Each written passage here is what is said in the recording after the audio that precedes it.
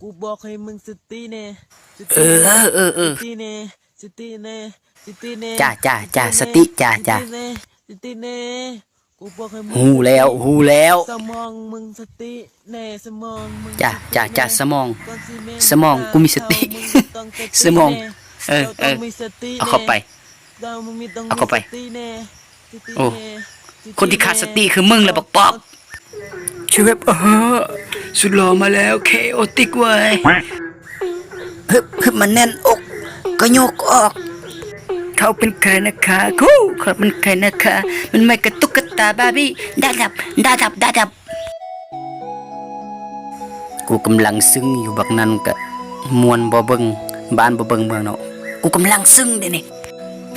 กำลังอินน้ำเพลงบักหานกับมวนบ่เขาลวงเข้าทางเนาะรักเธอสุดหัวใจรักเธอมากมายในใจฉันมีแต่เธอบักหาแดกดักเข็ดหยังกับบอกกูจะตื่นฉันรักเธอรักแท้รักว่าเธอรักฉันสลัมสเลเฮ้ยซึ่งหดยามซึ่งเก็บอารมณ์ซึ่งอินเพลงเว้ยแม่งเอ้ยจนตื่นหามโอ้โหได้อารมณ์อย่างนี้ได้อารมณ์เจ้าคือว่าเดี๋ยวนี้ทีมงานเนี่ยสร้างของเฮาถือว่าพัฒนาขึ้นหลายเลยเนาะเบิ่งแม่การเฮ็ดเวียกของพวกเฮาก็ทันสมัยว่องไวทันใจเบิ่งวิธีการขับรถจกต้องลองแบบนี้มันว่องไวทันใจกรุณาจ้างเฮาสำหรับวิธีเลื่อยไม้ให้มันคาดไว้ต้องเลื่อยแบบนี้ถ้าว่าสิ่งที่เลื่อยผ่านมามันผิดปกติเบิ่งนี่วิธีการเฮ็ดเวียกของพวกเฮาซิ่วคอยจ้างเฮาเถอะ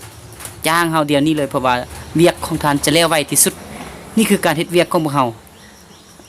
เวลาหัวหน้ามากวดนี่พวกเฮาก็ลงมือเฮ็ดส่วนหัวหน้าบ่มาพวกเฮาก็นอนปกติเลยเนาะขอให้บรรดาทานไว้ใจทานจ้างพวกเฮาทีมงานพวกเฮาทีมงานคุณภาพได้มาตรฐานสากลที่ว่าเฮ็ดเวียกบ่เคยขี้คร้านบ่เคยเอาเปรียบเจ้านายบ่เคยบ่จริงจังกับงานเด้องานเด้อที่ว่าเฮารับมาแม่นเฮาเฮ็ดด้วยความจริงจังอันนี้แม่นความพยายามและความตุมันของสร้างในทีมงานของพวกเฮาข้อความกรุณาจ้างพวกเฮาแด่เถาะคันจ้างแล้วรับรองว่าท่านจะบ่ผิดหวังข้อแหละจ้างเฮาเถาะเพราะว่าทีมงานของเฮาทีมงานคุณภาพแท้ๆเวลาหัวหน้ามากวดเฮาก็เฮ็ดแบบนี้แหละถ้าหัวหน้าบ่มากวดละเฮาก็นอนแต่ว่าจ้างเฮาเถาะจ้างแล้วท่านจะบ่ผิดหวังในทีมงานของพวกเฮาเดี๋ยวนี้ถ้าท่านบ่จ้างพวกเฮาถือว่าท่านจะพลาดโอกาสที่ดีแบบนี้ทีมงานของพวกเฮาทีมงานจิบให้การสร้างท่านจ้างพวกเฮาแล้วท่านจะภูมิใจในผลงานของพวกเฮาเฮ็ดเวียกมีคุณภาพแบบนี้การก่อบอกก็คือกันเบิ่งตั้งกองก่อนมีคนเห็นบ่น้อมีไผเห็นบ่น้อเมื่อบ่มีคนมาเฮาก็โซสเต็ปเต้นฮึจ้าโอ้ยกูเมื่อยก็อดเอาไปมึงวินหัวกูเมื่อยดิเดา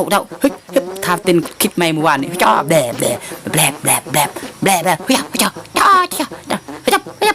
จ้างกูอยู่ไหนทิ้งประตูพิวนอนกเซอร์สละอ่อนนอนกเซอร์สละอ่อนอันนี้มันยังลับโอ้ยบ่แม่นนอนกสละอ่อนอันนี้เนี่ยอันนี้เบิ่งพอเช็ดอันนี้เนี่ยสลบมันสิสลบจังเด้อกันนกสละอ่อนบักควายธนูเอ้ยแนวนี้เนี่ยอันนี้มันยังอันนี้นี่ตายเร็วแหละเร็วนะพ่อเร็วแหละโอ้ยกูจะให้เลยกูจะหัวมั้ยเป็นจังได๋สิมือพอได้เรื่องบ่ลูกได้เรื่องบ่สิมือพอโอเคเนาะคุณพ่อลูกท่านได้ดีว่ามึงเอามือตัดหรือว่ามึงเอาตีนตัดนะพ่อเดี๋ยวนี้กูมึนได้พ่อบ่เป็นหยังพ่อเฮ้ยตายเจ้าฮักข่อยบ่เจ้าฮักข่อยบ่เจ้าฮักข่อยแบ่เจ้าฮักมันฉันได้ให้ฮักข่อยสำนานแล้วมาดิไปใส่มันเจ็บใจ